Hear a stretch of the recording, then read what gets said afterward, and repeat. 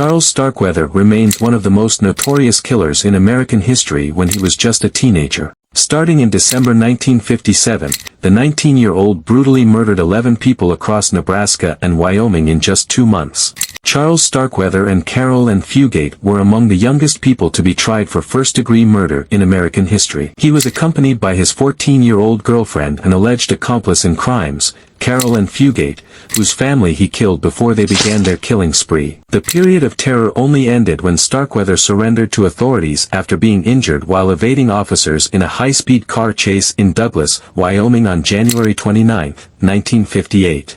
But how did Charles Starkweather, an ordinary teenager from America's heartland, turn into a brutal murderer?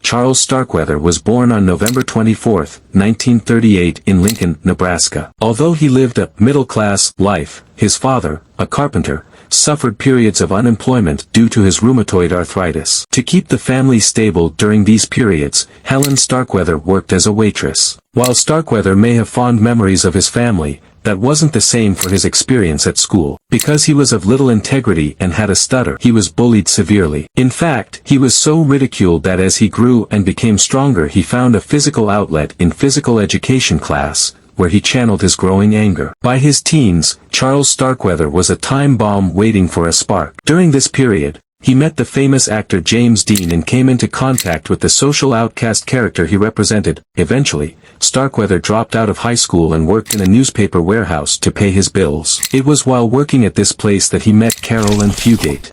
Charles Starkweather was 18 when he met 13-year-old Carol Ann Fugate in 1956. They were introduced by Starkweather's ex-girlfriend, who was Fugate's older sister. Starkweather's relationship with Fugate could be considered inherently prohibitive, given that the age of consent in Nebraska both then and now is 16. This means that any physical contact between them, regardless of the consent of the minor, would be considered rape under the law. Despite the legalities of their relationship, Charles Starkweather and Carol Ann Fugate quickly became close. Starkweather allegedly taught her how to drive using his father's car. When the car crashed, a fight broke out between the Starkweathers, resulting in Charles being evicted from the family home. After that, he worked as a garbage collector during collection tours and planned thefts in homes. But his real criminal career began when he committed his first murder the following year. On November 30, 1957, Charles Starkweather attempted to purchase a stuffed animal from a local gas station on credit. When the young worker refused, Starkweather armed him and then took him into the woods where he shot him in the head. But his next crime was even more heinous and led to a chain of events that ended with him in the death row. On January 21, 1958,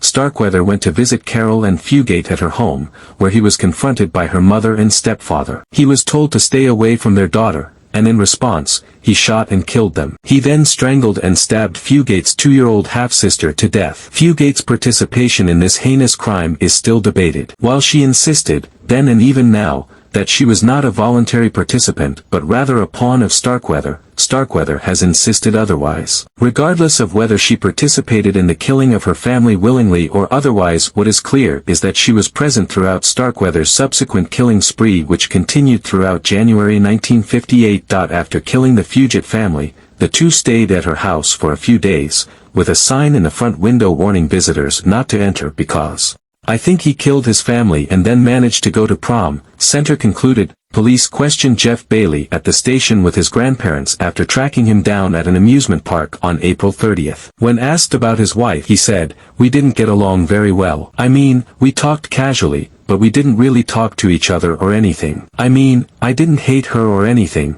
but we just tolerated each other." But without a murder weapon, forensic evidence, or eyewitnesses, the case against Bailey was fairly weak. St. Joseph County Detective John Butch was relying solely on circumstantial evidence and the timing of the events.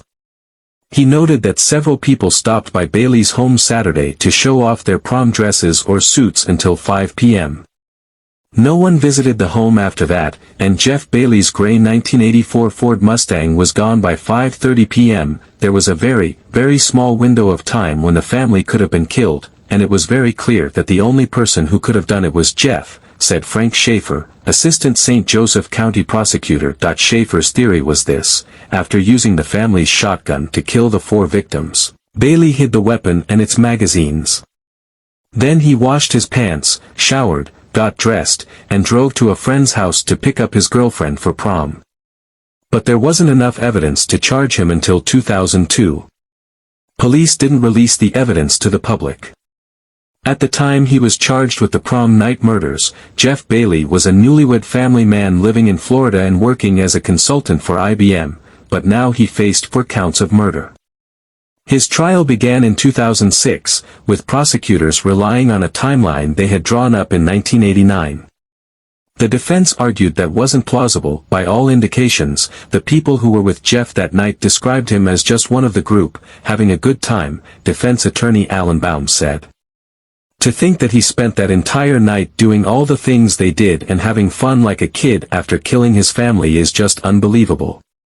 A jury found Billy guilty on all counts in 2006, and he was sentenced to 160 years in prison, a sentence that was upheld by the Indiana Supreme Court in 2009. However, a few years later, Francis Watson of the McKinney Innocence Clinic filed for post-conviction relief, an opportunity to challenge a conviction or sentence by presenting new evidence, raising constitutional issues, or discussing errors made during the trial or sentencing process. The basis for the retrial was a 1989 limonene test of Bailey's washing machine drum, which did not actually determine whether there was blood or even detergent in the machine that day to prove whether he had tried to clean his bloody clothes. I argued that the claim that Bailey washed his pants unfairly misled the jury at his trial. Furthermore, the extraneous text was not introduced into evidence. Prosecutors had interviewed a woman in 2003 named Toni Bueller, who spoke about Robert Bailey's shady financial dealings in Florida. She said he was afraid of being killed by his clients. But additional information about that claim remains unclear. To this day, Jeff Bailey remains behind bars for the murders of 4 members of his family when he was a teenager in 1989. Here we come to the end of the story. I hope you liked it. Don't forget to like and subscribe.